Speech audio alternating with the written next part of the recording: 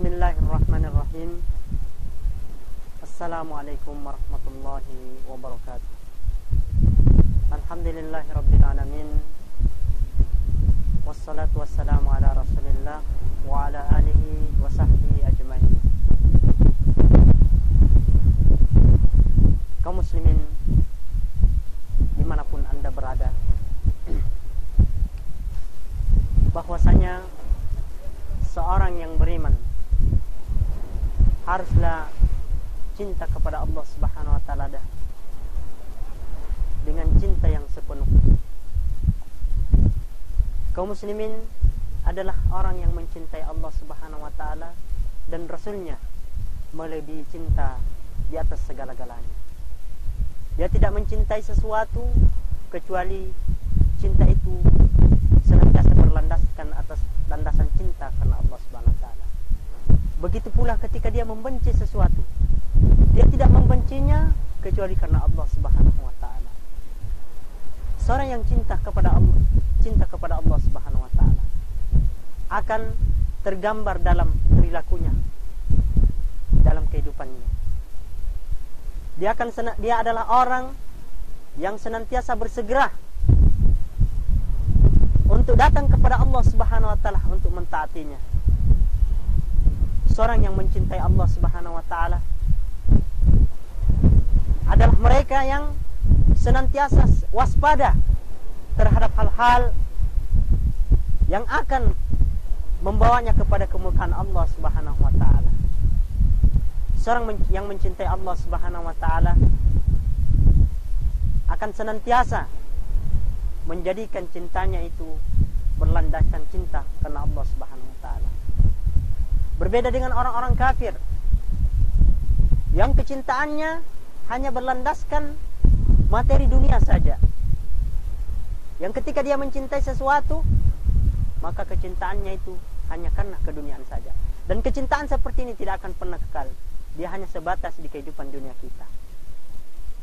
Dalam Al-Quran, Allah Subhanahu wa taala berfirman, "Wa minan nasi may yattakhidhu min dunillahi andadan yuhibbunahu ka hubbillah walladzina amanu ashaddu hubban lillah." Di antara manusia ada yang menjadikan sesembahan-sesembahan selain Allah Subhanahu wa taala.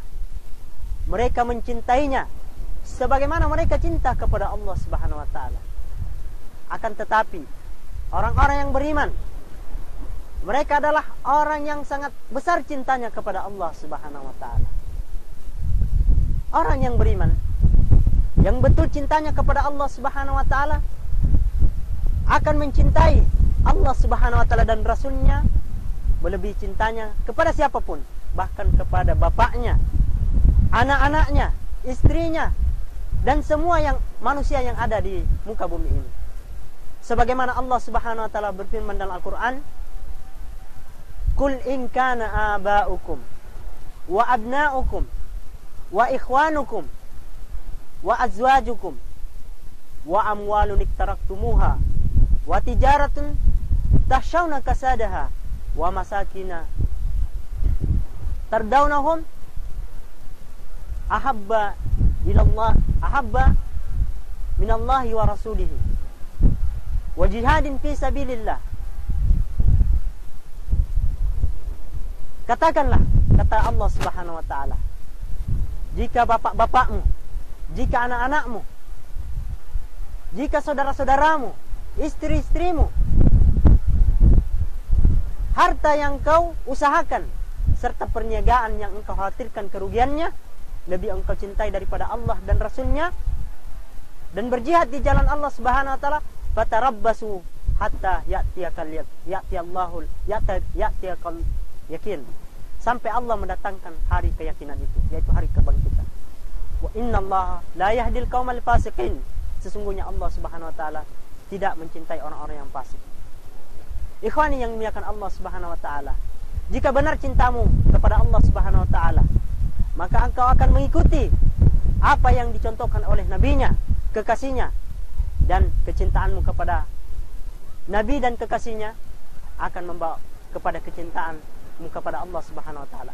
Allah Subhanahu wa taala berfirman, Qul in kuntum tuhibbunallaha fattabi'uni yuhibbukumullah wa yaghfir lakum dzunubakum wallahu ghafurur rahim. Katakanlah, jika engkau mencintai Allah, maka ikutilah aku. Niscaya Allah akan mengampuni dosa-dosamu. Niscaya Allah akan mencintaimu dan mengampuni dosa-dosamu. Ini adalah kabar gembira dari Allah Subhanahu wa taala. Sehingga orang yang beriman, yang cinta kepada Allah Subhanahu wa taala, dia tidak mencintai segala sesuatu yang ada di muka bumi ini kecuali karena landasan cinta kepada Allah Subhanahu wa taala. Mungkin demikian apa yang bisa saya sampaikan. Mudah-mudahan wasiat ini bisa mengantarkan kita untuk semakin mencintai Allah Subhanahu wa taala, karena cinta kepada Allah Subhanahu wa taala akan mendatangkan kecintaan yang hakiki dari Allah Subhanahu wa taala, yang dengannya akan mengantarkan kita kepada ampunan dan kasih sayang serta kecintaan dari Allah Subhanahu wa taala.